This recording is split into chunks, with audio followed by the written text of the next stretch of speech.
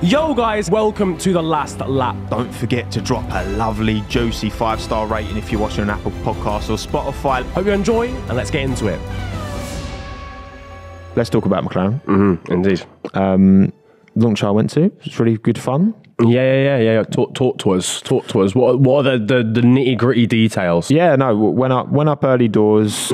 They didn't have my name on the list, so I was like, Wouldn't have that personally. Driven all this way, and they're not going to let me in, but they did let me in. Yeah, just a little bit of, went into the MTC, a little bit of schmoozing, showed us the car.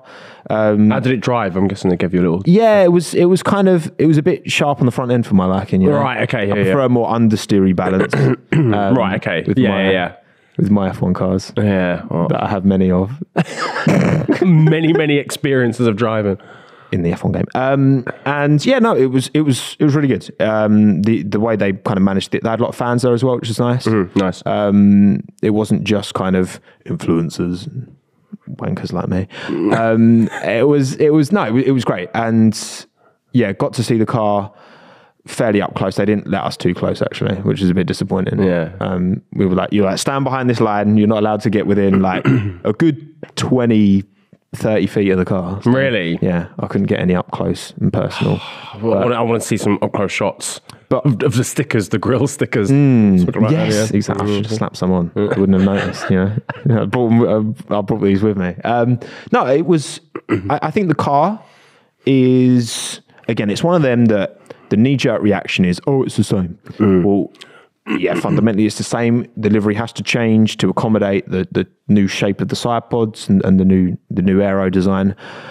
But I like it. They've got the papaya. It's not orange. I was told off for calling it orange. Yeah, you can't call it orange. It has to be papaya. Yeah, they're very hot on that. Yeah, grapefruit, but it's orange. And they don't need loads of it on the car for it to stand out. Yeah, no, exactly. I like it. I don't have a massive strong opinion on it, but yeah, I think the car evolved a lot during last season, and it kind of looks similar to the end of Evolution. I remember seeing like a comparison delivery between 2020, the launch for 2022 and the launch for 2023, and being like, oh my god, it's changed loads. But obviously, like, it just developed quite a lot during the course of last season with new sponsors and stuff like that, and the chrome stuff.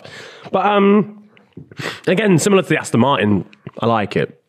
I'll be honest. And I've not paid to say that. I do hate the IndyCar livery for McLaren. Stinker. That one they did where it had the brown on for no reason, or the green, or whatever it was. Yeah, that was I think stinker. That they do use too much blue on the Indy livery, I think. Yeah. I actually prefer no blue. I just give us orange and black. Papaya and black. It's just not on brand. We're never going to get Lando on the podcast. I know, never. McLaren management. Until you call it fucking papaya, you're not coming on. Yeah, no, I rate it, to be honest with you. It's not too bad. It looks like a nice car.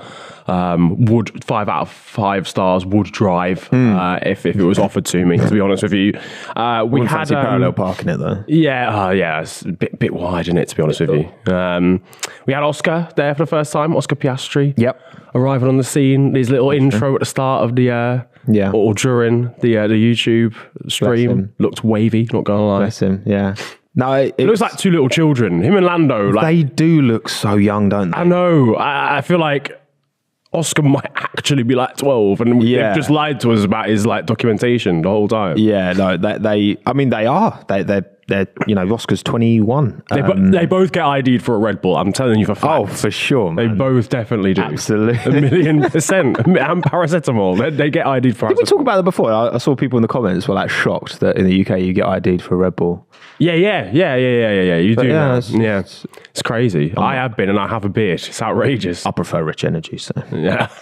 If you can find it somewhere on the dark web, realistically, to order it from the dark web corner shop. But yeah, it was quite a grand reveal. It felt, or like a lot of thought and time. Yeah, I think the way they kind of planned it out, like it wasn't too long, it wasn't too short. You got insight from the drivers. Yeah, you saw the car relatively quickly. Yeah, I think they balanced it quite well. You had Vicstar presenting as well. The main man, Vicstar 1, 2, 3. We need to try and get him on. Yeah, that would be gas actually. Because he is actually into his F1. Yeah, he is. Yeah, he's been into obviously it for a little while. He's got a huge profile, so bringing him on, that's obviously going to it makes sense for McLaren to do that. Exactly. Exposing, it's the He's same done reason. video content as well with Lando and stuff like that. Like, exactly. It makes sense. There's a pre-existing relationship there. Yeah, exactly. I was half expecting him to start DJing halfway through, to be honest. Mate, they missed a trick. They missed a trick, man. Could you imagine? The car comes on, DJ Vic's just there with his Lando headphones loves on. DJing as well. They could have gone back to back.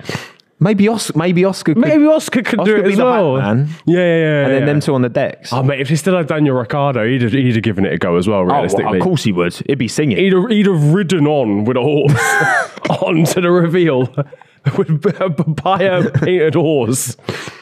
Rides on as everyone's DJing. I'm not going to lie, lads. That would have been a sick reveal. Mate, you're missing a career in creative direction. I feel like... Get me involved, lads. Make it happen. Because I could do a madness here. You need to have a word with Lando. Yeah, DJ Vic, DJ Lando. Yeah, they got Vic on. Did a good job. Yeah, and as well. With Variana as well. And yeah, no, it was a good launch. I was looking out I couldn't see myself in the... I was more towards the back. Oh, sad times. I was sat with Lucas Blakely. Big up Lucas, F1 Esports. Did you get any free food whilst you were there? I didn't get any free food. Wouldn't have that. No, would not have it. Personally. I did get a Coca-Cola. Because they are sponsored by Coca-Cola. We're not sponsored by Coca-Cola. Again, there's some space right here down the front. Right there. If you do want to make that Prime happen. real estate. Yeah, or Prime, actually. Yeah, Prime Prime. as well. Yeah. It's true. Make that happen. Yeah. Make that happen as well. But yeah, no, looks unreal. Look like a career. The only thing I would say about the McLaren launch is they seem a little bit pessimistic about the car. I feel like every answer, like we talked about it before. What team was it? Was it Alfa Romeo? You seemed pessimistic before, or was it McLaren? Because it's almost these like sorts of, we don't think the car is like too disastrous, and it's kind of like, well, the fact that you're saying disastrous in the first place is a bad sign. Yeah. Some of the questions yesterday were sort of like, I feel like were answered in a way of like we're not 100% happy with the car. Yeah, we know where we stand in it, and you're not going to like it as much maybe as you would by the end of the season we'll be here. It just doesn't inspire confidence. Yeah. But really. mate, I mean, I guess it's kind of, if you were in that position, right, you're going into a new season, even if you think you've got a good package, is it in your best interest to, gash yourself up? To show it off. To show off that package. Or do you just play down expectation? You probably know. You probably verbal do. sandbagging. Yeah, verbal sandbagging. Yeah, ultimately you probably do. Mercedes have always done this. They've never come out, during the hybrid era. They never came out and went, oh yeah, fucking hell, this is a rocket ship, lads. Do you know what I mean? Like they never did that. Championship's done. Yeah, everyone go home. It's a wrap, boys. see your first Grand Prix of the season. We're winning it all, boys. Like, they never really did that. So I do hear that they will want to try and ease expectations, make sure there's not a huge amount of pressure on people going into testing and stuff like that. But yeah, just a little bit of optimism, a bit more optimism than we got would have been nice, I think. Yeah, they could have just said like, we'll see. Yeah.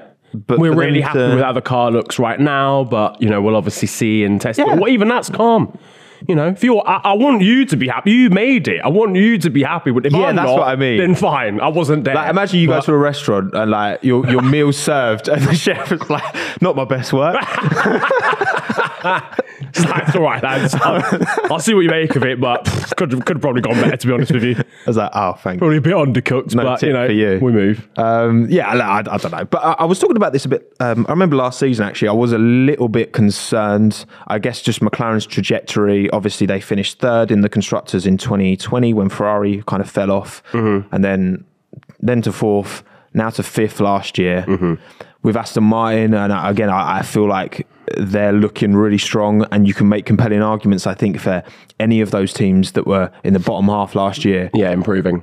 For stepping up. And it does make me worry that, I don't know. Andreas Seidel's left, and I was a huge fan of Andreas. I think he was fantastic. I mean, and Andreas Steller's embedded in the team. I hope he does a good job, but the new wind tunnel still hasn't come yet. It still feels like we need to be waiting a little bit longer. And I don't know if, I hope that, because, I've got a lot of love for McLaren, and I hope Lando and Oscar give it the time and they continue to deliver incredible results. But they need to, we know Lando needs to be, he can do it. We know he can do it. He needs to be fine at the front. Especially like George is, his old mate George there. When George was in the Williams, And now it's like role reversal. Even Alex got a shot at Red Bull and got a shot at, you know, podiums in a top car. Yeah, I think if you're McLaren, you've got probably the most exciting young driver lineup on the grid. Like if this is definitely this is FIFA and you're looking like potential. Yeah, they've both got like 93 like, and in like potential. 5 years time. Yeah. It's Mbappe and Haaland in the same exactly. team. Yeah. So you know, like you're maybe you're mid-table right now. You're 11th in the Prem, but you know that in 5 seasons you're winning the Champions League, right? But you have to provide the rest of the team around them. You can't just have the good potential front line, because someone will come and nick them. Someone will nab them. PSG will come knocking and buy them. Not in this situation. PSG won't buy Oscar Piastri, but you know what I'm saying. If they don't provide a package, I feel that's going to actually challenge at the very least for race wins in the next 2 years.